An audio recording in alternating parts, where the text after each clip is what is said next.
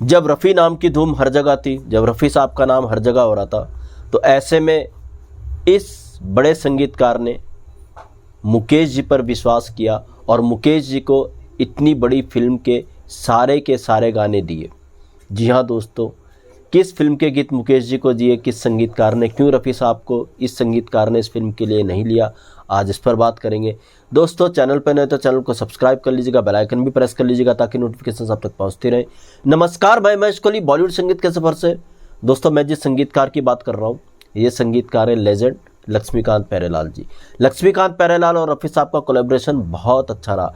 रफ़ी साहब ने लक्ष्मीकांत प्यारेलाल जी के लिए जो सबसे पहला गीत गाया था, सोलो गीत गाया था, वो गाया था तेरे प्यार ने मुझे गम दिया, मेरे गम की उम्र दराज हो। फिल्म थी छैला बाबू। ये गीत बहुत पहले रिकॉर्ड हो गया था, मगर ये फिल्म जो छैला बाबू थी बहुत बाद में आई थी, जब लक्ष्मीकांत प्यारेलाल बड़े म्यूजिक डायरेक्टर बन चुके थे। तो खैर साहब, छैला बाबू से रफ़ी साहब ने लक्ष्मीकांत के लिए गाना शुरू किया, लक्ष्मीकांत प्यारेलाल के लिए गाना शुरू किया। और उसके बाद पारसमणि में जब लक्ष्मीकांत प्यारेलाल ने रफ़ी साहब को गवाया तो कमाल ही हो गया। रोशन तुम्ही से दुनिया, क्या कमाल का गीत लक्ष्मीकांत प्यारेलाल ने रफ़ी साहब के लिए बनाया था।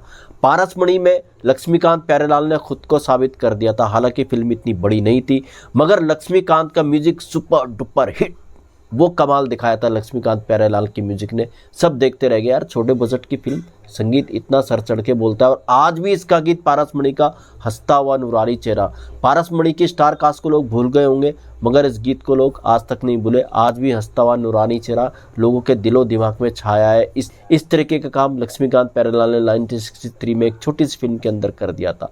लक्ष्मीकांत प्यारेलाल के लिए जो म्यूजिकल हिट फिल्म साबित हुई, उनकी पहली म्यूजिकल हिट फिल्म साबित हुई, वो थी दोस्ती। 1964 में दोस्ती आई थी और दोस्ती के संगीत ने कमाल धमाल मचा के रख दिया था। दोस्ती के सारे गीत गाए थे मोहम्मद रफ़ी साहब ने। दोस्ती इतनी आसानी से लक्ष्मीकांत प्यारेलाल को नहीं मिली थी।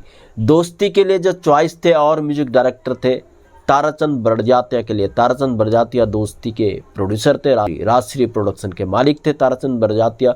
तो ताराचंद बड़जात्या लक्ष्मीकांत प्यारेलाल को दोस्ती में नहीं लेना चाहते थे, रोशन को वो लेना चाहते थे सबसे पहले। रोशन ने इससे पहले उनकी आरती में म्यूजिक दिया था, मगर हुआ क्या दोस्तों, रोशन ने मना कर दिया दोस्ती में काम करने से, क्योंकि इसकी स्टार कास्ट ज़्यादा बड़ी नहीं थी। दोस्ती में 2 नए लड़के थे, तो रोशन को भी लगा, संगीतकार रोशन को लगा यार ये फिल्म क्या कमाल कर पाएगी, इसलिए रोशन ने किनारा काट लिया। कई और म्यूजिक डायरेक्टर ने दोस्ती फिल्म में संगीत देने से इनकार कर दिया छोटी स्टार कास्ट को देखते हुए। मजरू सुल्तानपुरी बड़े करीबी थे ताराचंद बड़जात्या के, तो मजरू सुल्तानपुरी ने ताराचंद बड़जात्या को सलाह दी, यार लड़के हैं लक्ष्मीकांत प्यारेलाल, उनको इस फिल्म का संगीत का जिम्मा सौंपा, बड़े मेहनती लड़के हैं, फिर कमाल ही कमाल होगा, देखो उन लड़कों को लेकर के देखो। खैर साहब, इस तरीके से दोस्ती में लक्ष्मीकांत प्यारेलाल आए, फिर रफ़ी साहब से उन्होंने दोस्ती के गीत गवाए। दोस्ती के गीतों ने वो कमाल धमाल मचाया, आज तक दोस्ती के गीत अमर हैं। दोस्ती लक्ष्मीकांत प्यारेलाल के लिए बहुत बड़ी म्यूजिकल हिट फिल्म साबित ही नहीं हुई, बल्कि दोस्ती के लिए बेस्ट म्यूजिक डायरेक्टर का फिल्म फेयर अवार्ड भी लक्ष्मीकांत प्यारेलाल ले गए। और ये बड़ी बात इसलिए भी हो गई थी उस वक्त पे, क्योंकि फिल्म फेयर अवार्ड के लिए नॉमिनेशन में शंकर जैक्सन भी थे, और शंकर जैक्सन को लक्ष्मीकांत प्यारेलाल बहुत मानते थे, उनको फॉलो किया करते थे। तो वो संगीतकार जिनको लक्ष्मीकांत प्यारेलाल खुद फॉलो किया करते थे, उनके आगे से Laxmikant Pyarelal Filmfare award ले गए। शंकर जैक्सन को नॉमिनेशन मिला था संगम के लिए, मगर दोस्ती के गीतों ने बाजी मारी फिल्म फेयर अवार्ड के लिए। तो लक्ष्मीकांत प्यारेलाल बहुत बड़ा नाम बन चुके थे। दोस्ती के बाद लक्ष्मीकांत प्यारेलाल को जो बड़ी फिल्म मिली वो थी मिलन। साउथ वालों की ये फिल्म थी, एलवी प्रसाद इसके प्रोड्यूसर थे। तो एलवी प्रसाद ने लक्ष्मीकांत प्यारेलाल को मिलन के लिए चुना।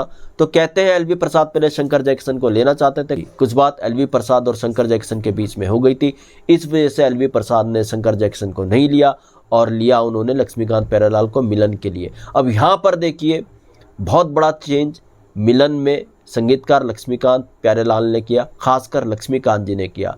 सबको विश्वास था मिलन का संगीत लक्ष्मीकांत प्यारेलाल को मिला है, जाहिर सी बात है इसके सारे के सारे गीत रफ़ी साहब ही गाएंगे, ये सबको विश्वास था। मगर लक्ष्मीकांत प्यारेलाल के लक्ष्मीकांत जी ने सबके विश्वास को उल्टा कर दिया। लक्ष्मीकांत प्यारेलाल के लक्ष्मीकांत जी ने मिलन के गीतों के लिए चुना मुकेश जी को।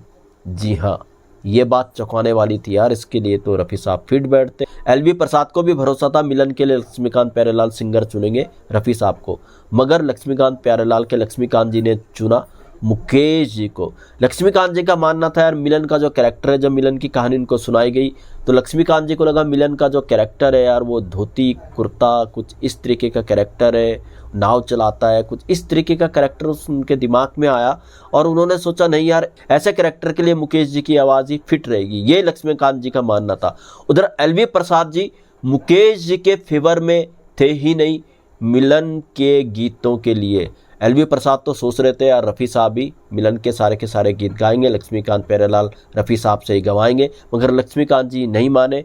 उन्होंने सोचा जो कैरेक्टर है मिलन का उनके लिए सूट करेगी मुकेश जी की आवाज़ ही, तो इस तरीके से मिलन के गीतों के लिए लाया गया मुकेश जी को।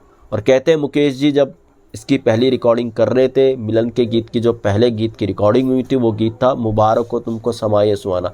कहते हैं मुकेश जी स्टार्टिंग में जब रिहर्सल किया करते थे थोड़ा ख़राब गाते थे, और जब मुकेश जी ने गाना गाना शुरू किया स्टूडियो में तो प्रोड्यूसर वगैरह सब बैठे थे, उठ के चले गए, वो थोड़ा नाराज़ हो गए थे।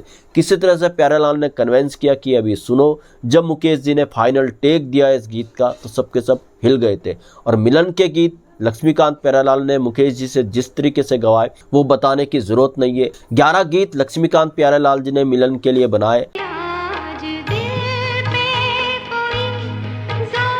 और जितने भी मेल ट्रैक थे उन्होंने गवाए मुकेश जी से। मुबारक हो सबको समाये राम करे। मुकेश जी की आवाज़ मिलन फिल्म की आवाज़ थी और मुकेश जी के गीत जो मिलन के थे आज भी तरोताज़ा हैं, आज भी ये गीत अमर गीतों की श्रेणी में आते हैं। जब तक संगीत रहेगा मिलन के गीत हमेशा तरोताज़ा रहेंगे और अमर रहेगा। तो लक्ष्मीकांत प्यारेलाल का ये कड़ा फैसला था मिलन के लिए, जो उन्होंने मिलन के लिए रफ़ी साहब को नहीं चुना। सबको पता था यार रफ़ी साहब लक्ष्मीकांत प्यारेलाल के लिए दोस्ती जैसी हिट फिल्म दे चुके हैं, तो लक्ष्मीकांत प्यारेलाल मिलन के लिए भी रफ़ी साहब को ही लेंगे, मगर लक्ष्मीकांत प्यारेलाल के लक्ष्मीकांत जी ने सबकी सोच को गलत साबित कर दिया। उन्होंने मुकेश जी को मिलन के लिए लिया ही नहीं बल्कि उनको इस तरीके से गवा दिया कि सारे के सारे गीत सुपर डुपर हिट रहे और लक्ष्मीकांत प्यारेलाल ने साबित कर दिया कि वो एक बड़े संगीतकार हैं और आगे चल के लक्ष्मीकांत प्यारेलाल बहुत बड़ा नाम दिए। 60 के दशक में ही लक्ष्मीकांत प्यारेलाल ने अपना लोहा मनवा दिया था और 60 के आखिर के बाद तो लक्ष्मीकांत प्यारेलाल जी का जो नाम हुआ 1996 तक लक्ष्मीकांत प्यारेलाल ने फिल्म इंडस्ट्री में सबसे अच्छा काम किया और आज भी लक्ष्मीकांत प्यारेलाल जी के काम को भुलाया नहीं जा सकता। तो दोस्तों ये किस्सा जुड़ा था मिलन के गीतों से, मुकेश जी के गीतों से, लक्ष्मीकांत प्यारेलाल जी के गीतों से और रफ़ी साहब की आवाज़ से, उनके गीतों से। तो दोस्तों ऐसे किस्से मैं आपके लिए लेकर के आता रहूँगा।